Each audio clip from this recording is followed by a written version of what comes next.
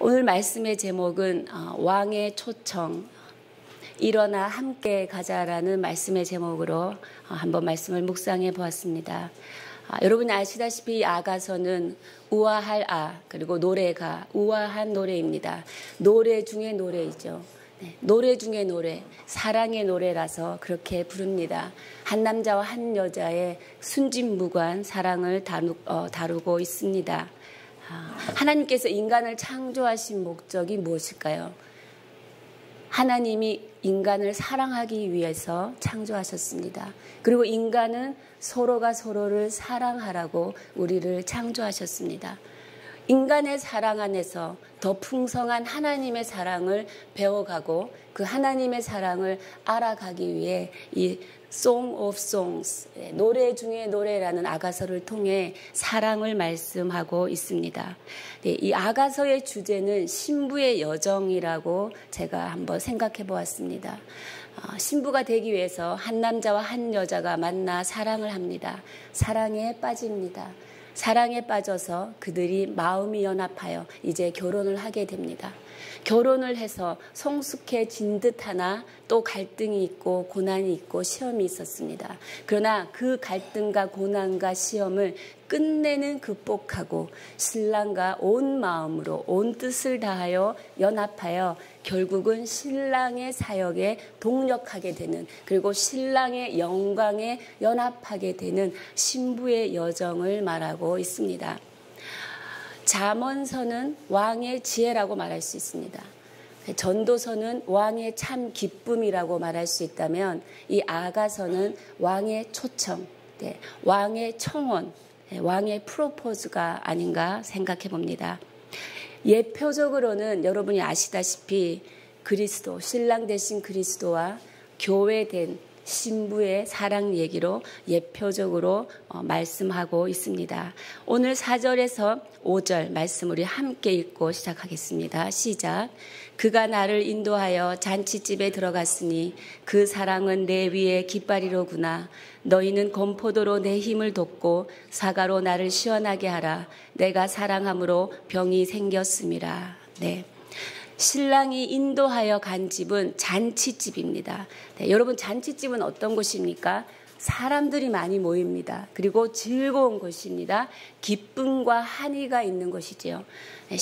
사랑하는 남자가 사랑하는 여인이 데리고 간 것은 기쁨과 한의가 넘치는 곳이었다는 것입니다. 그 잔치집에 들어갈 때 신랑은 그 사랑은 내 위의 깃발이다. 그 사랑은 신부를 향한 신랑의 사랑입니다. 신부를 향한 신랑의 사랑은 내 위의 깃발이다. 이 깃발은 정체성을 나타낼 때 깃발이라는 단어를 씁니다. 신랑이 잔치집에 들어가는 신부를 어떻게 에스코트하는, 사랑의 눈길로 이 신부를 에스코트해서 데려갈 때, 이 신부는 술람미 여인은 시골 출신입니다. 굉장히 사람이 많고 근한 잔치상이 차려져 있는 그곳에 들어갈 때 아마 술람미 여인은 조금의 긴장과 두려움이 있었을 것입니다. 그런데 그때 왕이 술람미 여인을 바라보고 모든 사람이 보는 데서 그깟 눈길, 이 여자는 나의 사랑하는 여인이다라는 것을 다른 사람에게 보여주는 것이죠. 그래서 이 신부의 정체성은 뭡니까? 바로 신부의 정체성은 신랑의 사랑인 것입니다. 내 위에 깃발이로구나, 이렇게 표현하고 있습니다. 5절에 보면 신부가 사랑함으로 병이 생겼다라고 말합니다. 너무 사랑해서 보고 싶어서 병이 생긴 거죠. 이 병이 생겨서 피곤하고 힘이 든 거죠. 그래서 달달한 건포도 그리고 사과로 나에게 좀 그 피곤을 이겨내게 해달라. 내 병을 좀 더 튼튼하게 이겨내게 해달라라는 것입니다. 여러분, 사랑에 빠지면 피곤합니다. 연애하면 살이 빠집니다. 왜냐하면 그 사람에게 몰두하고 그 사람의 스케줄과 그 사람의 입장에서 모든 것을 배려하다 보면 사랑을 얻으려면 힘이 든 것이지요. 지금 신부는 이 신랑을 너무 사랑해서 사랑병이 난 것입니다. 6절, 7절 우리 함께 읽어보겠습니다. 시작. 그가 왼팔로 내 머리를 고이고 오른팔로 나를 안는구나. 예루살렘 딸들아 내가 노루와 들사슴을 두고 너희에게 부탁한다. 내 사랑이 원하기 전에는 흔들지 말고 깨우지 말지니라. 네. 사랑병이 난 신부에게 신랑의 치료입니다. 내 신랑의 치료는 무엇입니까? 왼팔로 내 머리를 고이고 오른팔로 나를 안는구나. 네. 온전한 신랑의 사랑 안에 그 품 안에서 위로를 받게 하는 것입니다. 그것이 신랑의 치료인 것이죠. 신랑의 품에 안겼을 때 신부는 그 모든 두려움이 떠나가고 보호받는 감정 가운데 그 느낌 가운데서 안식하게 되는 것입니다. 그리고 예루살렘 딸들한테 부탁을 합니다. 어떤 부탁입니까? 내 사랑이 원하기 전에는 흔들지 말고 깨우지 말지니라. 그리고 이것을 노루와 들사슴을 두고 부탁한다라고 말합니다. 고대 시인들은 사랑을 노래할 때, 그 시를 표현할 때 노루와 사슴을 많이 등장시킵니다. 이 노루는 빠른 것을 상징합니다. 보통 남자를 상징하고요. 이 사슴은 아름다움을 상징합니다. 여자를 상징합니다. 노루를 보면 남성들은 사랑을 할 때 빨리 급진전하기를 원합니다. 관계를. 마음이 급한 거죠. 근데 여자는 어떤 사랑을 원합니까? 은은하게 잠잠히 다가오는 사랑. 그리고 굉장히 그 아름다운 사랑을 원합니다. 그 아름다운 사랑, 여자가 원하는 아름다운 사랑은 이렇게 보호를 느낄 때, 뭔가 뒤에서 나를 지켜주고 있는 울타리와 벽이 있다 느낄 때 여자는 사랑의 감정을 유발한다고 합니다. 그래서 남자와 여자는 이렇게 애초부터 다른 것이지요. 근데 이 내 사랑이 원하기 전에는 흔들지 말라. 이 사랑 안에 내가 오래 거하고 싶으니 노루야, 네가 너무 사랑을 막 급진전시키지 마라. 빠른 속도로 진행시키려고 하지 마라. 사랑은 천천히 서로를 알아가고 서로의 인내와 헌신이 필요하다. 진정한 사랑은 오랜 시간이 걸려야 한다라고 지금 이 사랑하는 여인은 노루와 들사슴, 예루살렘 딸들에게 내가 신랑과 충분한 사랑 안에 거할 수 있도록 시간을 달라. 그리고 기다리라. 그리고 방해하지 말라. 이렇게 부탁하고 있는 것입니다. 4절부터 7절까지의 말씀이, 그 편지의 내용이 좀 더 정적이었다면 이제 8절부터 시작되는 13절, 13절, 14절까지는 좀 더 동적인, 사랑에 더 적극적인 표현을 말하고 있습니다. 어떤 표현들이냐면 달린다, 빨리 넘어온다, 들여다본다, 엿본다, 함께 가자, 보게 하라, 듣게 하라, 잡으라, 이런 식의 행동을 묘사하는 것들. 이것은 사랑이 그만큼 급속도로 발전되고 있다는 것을 우리가 알 수 있습니다. 우리 8절, 9절 함께 읽겠습니다. 시작. 내 사랑하는 자의 목소리로구나. 보라, 그가 산에서 달리고 작은 산을 빨리 넘어오는구나. 내 사랑하는 자는 노루와도 같고 어린 사슴과도 같아서 우리 벽 뒤에 서서 창으로 들여다보며 창살 틈으로 엿보는구나. 네, 이제 사랑에 빠지게 되면 내 사랑하는 자의 목소리가 들리게 됩니다. 사람의 음성이, 사람의 목소리가 사랑에 빠지게 하기도 하더라고요. 저는 저희 남편과 결혼 전에 연애라고 말하기엔 너무 거창하고 결혼 전 만남의 시간을 가질 때 남편은 서울에 있고 저는 부산에 있었습니다. 그래서 전화를 굉장히 많이 했습니다. 만나는 시간은 주말, 토요일 날 내려와서 주일 날 올라가는 시간이었는데 주중 시간에 전화를 하루에 한 3번씩은 꼬박꼬박 남편이 했습니다. 근데 남편의 외모는 제가 원하는 외모는 아니었는데 전화를 받을 때마다 남편의 목소리가 너무 좋더라고요. 그래서 이 목소리 때문에 이렇게 제 마음에 평안함이 있었어요. 이렇게 목소리가 뜨지도 않고 지나치게 가라앉지도 않고 목소리에서 주는 신뢰감 같은 거 있잖아요.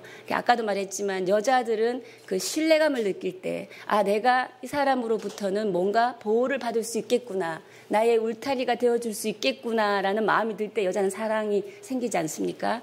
그 목소리로부터 저는 어떻게 하면 그 신뢰와 사랑이 좀 시작되었다라고 말할 수 있습니다. 네. 그 당시에 만약에 지금처럼 영상통화가 가능했다면 네, 어떤 일이 일어났을지는 주님만이 아시겠습니다. 네. 내 사랑하는 자의 목소리, 네, 주님의 음성입니다. 네, 이 주님의 음성이 우리에게 사랑과 은혜와 그리고 자비와 소망을 주는 음성이겠죠. 근데 때로는 주님의 음성이 우리에게 부담스럽게 다가올 때도 있습니다.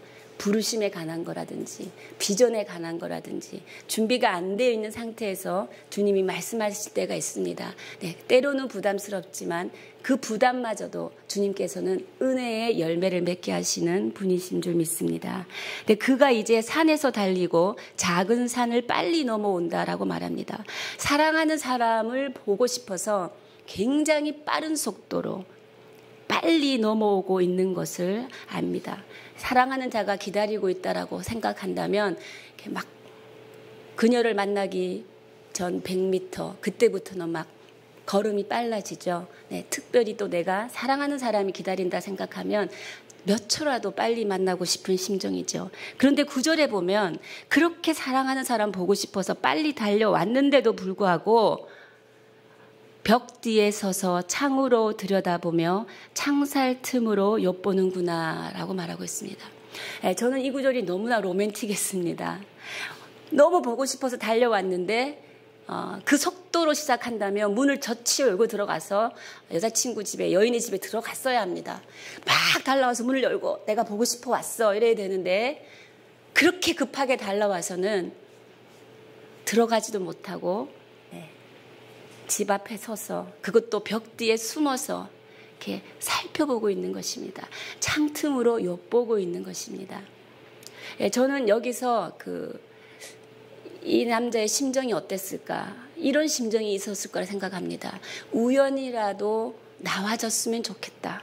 그리고 저 여인이 스스로 문을 열고 나와줬으면 좋겠다. 그래서 한 번이라도 내가 얼굴을 보고 갔으면 좋겠다.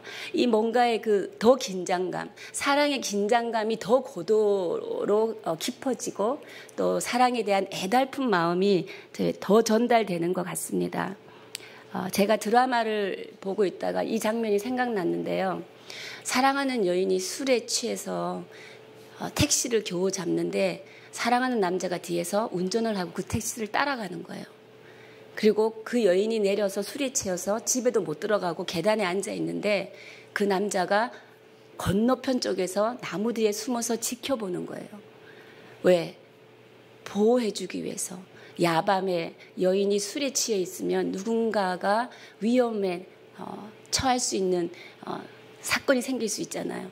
계속해서 바라다 보고 있었어요. 근데 동네 오빠들이 나타나서 해꾸지를 했습니다. 해꾸지 하려고 할 때 어디선가 누군가 그 마징가 오빠가 나타나서 그 모든 동네 오빠들을 정말 진멸시켰습니다. 더 멋있는 것은 이 여인이 술에 취해 있는데 그 여인을 업고 그 여인의 집 앞에 앉혀놓고 배를 누르고 집으로 그냥 돌아갔다라는 것입니다. 근데 그 여인은 그 사람이 누군지 모르고 있더라고요. 그 다음날.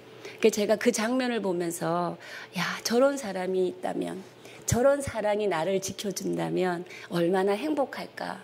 근데 저는 여러분은 그런 사랑이 있지 않습니까? 예수님이 우리 안에 거하시고 우리를 한 번도 떠난 적이 없고 우리를 지켜보시고 보호하시고 돌보시고 계신다라는 생각을 해보았습니다. 그리고 10절에 보면 이제 드디어 왕이 초청합니다. 이제 왕의 청혼이 시작됩니다. 10절부터 14절의 내용인데요. 우리 함께 읽어보겠습니다. 시작. 나의 사랑하는 자가 내게 말하여 이르기를 나의 사랑 내 어여쁜 자야 일어나서 함께 가자. 겨울도 지나고 비도 그쳤고 지면에는 꽃이 피고 새가 노래할 때가 이르렀는데 비둘기의 소리가 우리 땅에 들리는구나. 무화과 나무에는 푸른 열매가 익었고 포도나무는 꽃을 피워 향기를 토하는구나. 나의 사랑 나의 어여쁜 자야 일어나서 함께 가자. 바위 틈 낭떠러지 은밀한 곳에 있는 나의 비둘기야, 내가 내 얼굴을 보게 하라. 내 소리를 듣게 하라. 내 소리는 부드럽고 내 얼굴은 아름답구나. 네. 나의 사랑 나의 어여쁜 자여 일어나 함께 가자. 지금 술람미 여인이 있는 곳은 어디입니까? 신랑이 함께 가자고 하는데 술람미 여인이 있는 곳은 그 어미의 아들들이 있는 포도원이죠. 자신의 집입니다. 신랑은 오늘 자신의 집에서 떠나서 나와 함께 가자고 청혼을 하고 있는 것입니다. 남편의 집으로 가자는 것이죠. 이 땅에서 누릴 수 있는 가장 큰 즐거움은 무엇입니까? 사랑하는 아내와 동거하는 것입니다. 그리고 이제 이 왕은 초청합니다. 이제 네가 세상 포도원에서 나와 함께 동산 포도원으로 가서 동력하자라고 초청하고 있는 것입니다. 신부의 삶은 남편과 함께 동력해야 하는 것이 신부의 사명인 것입니다. 근데 왜 지금 부르느냐? 왜냐하면 때가 무르익었기 때문이다랍니다. 그 때가 어느 때입니까? 11절에 겨울도 지나고 비도 그쳤다. 팔레스타인 지방은 겨울이 우기입니다. 그래서 겨울 우기, 비가 그치면 봄이 옵니다. 이제 봄이 되었으니 나와 함께 가자. 그리고 지면에 꽃이 피고 새가 노래한다. 새가 노래하죠. 꽃이 피죠. 봄이 되면. 그리고 비둘기 소리가 온 땅에 울린다. 그리고 무화과 나무에 푸른 열매가 익었고 포도나무에는 향기가 난다. 나의 사랑 나의 어여쁜 자야 일어나서 함께 가자라고 합니다. 네, 이 봄은 어떤 계절입니까? 이 봄은 만물이 소생하는 시기입니다. 겨울 동안 꽁꽁 얼어붙었던 만물이 봄이 되면서 열리기 시작합니다. 땅 속에서는 새싹들이 올라옵니다. 나무 가지에는 또 새싹이 맺혀지기 시작합니다. 농사를 시작할 수 있는 시기입니다. 열매를 시작할 수 있는 시기인 것이지요. 영적으로는 봄은 부활의 시기라고 말할 수 있습니다. 이 부활의 계절이 되었으니 여인아, 신부야, 이제 때가 무르익었다. 이제 너는 나오너라. 일어나서 나와 함께 가자. 바위 틈 은밀한 곳에 더 이상 숨지 말고 더 이상 두려워하지 말고 문을 열고 나와라 라고 말합니다. 왜냐하면 나는 구원을 베푸는 전능자라.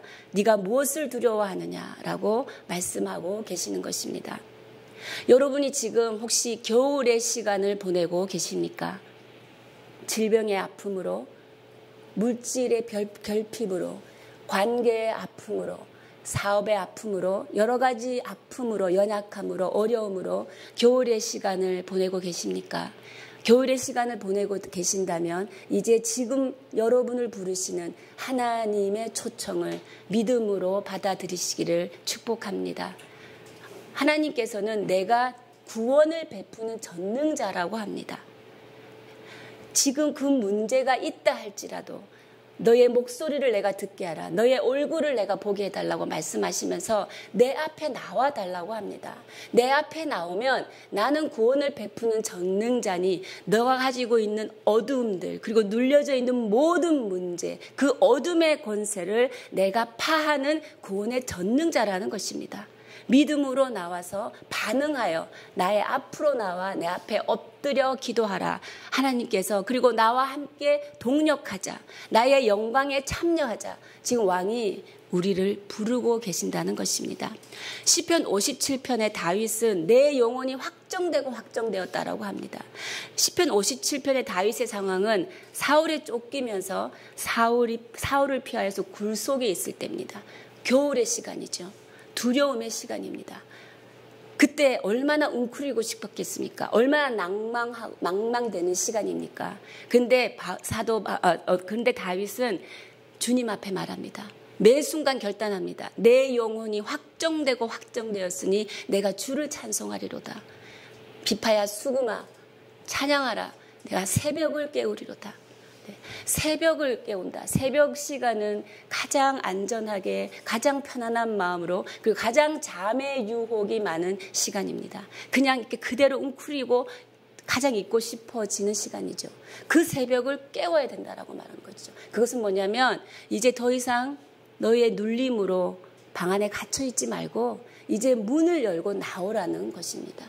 그것이 쉬운 일이 아니었기에 다윗은 내 영혼이 확정되고 확정되었다고 그렇게 매 순간 하나님 앞에 기도하며 나왔던 것입니다. 여러분을 축복합니다. 긴 겨울 시간에서 나오십시오. 오늘 여러분을 부르시고 모든 눌림을 파시고 여러분 영혼 가운데 사랑을 쏟아 부으시는 부활의 길, 생명의 길이 열릴 것을 주님의 이름으로 선포합니다. 가정이 회복될 것입니다. 주님 앞에 나오면 사업이 회복될 것입니다. 주님 앞에 나오면 병이 고침받을 것입니다. 주님 앞에 나오면 관계가 회복될 것입니다. 여러분의 삶 가운데 베푸시는 전능자 하나님의 구원의 능력이 여러분과 함께하기를 믿음으로 선포합니다. 네. 그다음에 15절 우리 함께 읽겠습니다. 시작. 우리를 위하여 여우 곧 포도원을 허는 작은 여우를 잡으라. 우리의 포도원에 꽃이 피었습니다. 네, 사랑하는 데는 꼭 방해꾼이 있죠. 술람미 여인은 왕이 함께 가자. 왕의 청혼에 대해서 이렇게 대답합니다. 포도원을 허는 작은 여우를 잡아라고 말합니다. 큰 여우가 아니라 작은 여우인 것입니다. 무슨 일이든 문제가 작을 때부터 우리는 세심하게 그 문제를 돌아보는 지혜가 필요합니다. 이 작은 여우는 봄철 포도나무에 싹이 트고 포도나무에 꽃이 필 때 그 포도나무 자체를 다 망가뜨리는 것이 작은 여우입니다. 큰 여우는 포도나무가 열매를 맺었을 때 그 열매를 먹는 것이 큰 여우입니다. 근데 이 작은 여우가 포도나무 꽃을 파괴해버리면 포도나무 열매조차도 맺을 수 없어서 한 해의 수고가 헛된 수고가 되는 것이지요. 이 작은 여우를 잡으라 그러면서 왕의 청혼을 거절합니다. 이 여우가 굉장히 사사기 15장 4절 5절 보면 삼손이 300마리의 여우를 잡아서 꼬리와 꼬리를 묶어서 거기다 불을 붙이고 그 블레셋의 그 포도원에다가 그 밭에다가 던져서 불나게 하는 불에 사그라지는 그 블레셋인들에 대한 보복에 이 여우를 이용한 것을 알 수 있습니다. 이 여우는 교활한 것이지요.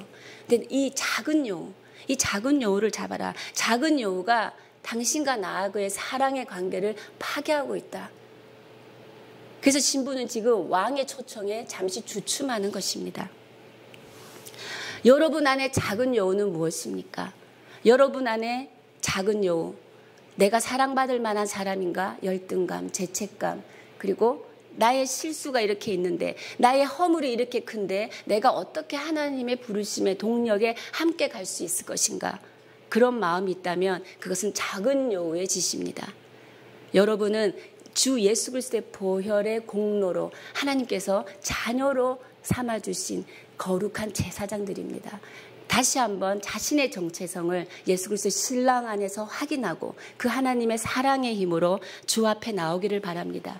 여러분 안에 있는 작은 여우를 예수 그리스도의 보혈로 씻어내기를 선포합니다. 하나님께서 로마서 8장 28절에 이렇게 말합니다.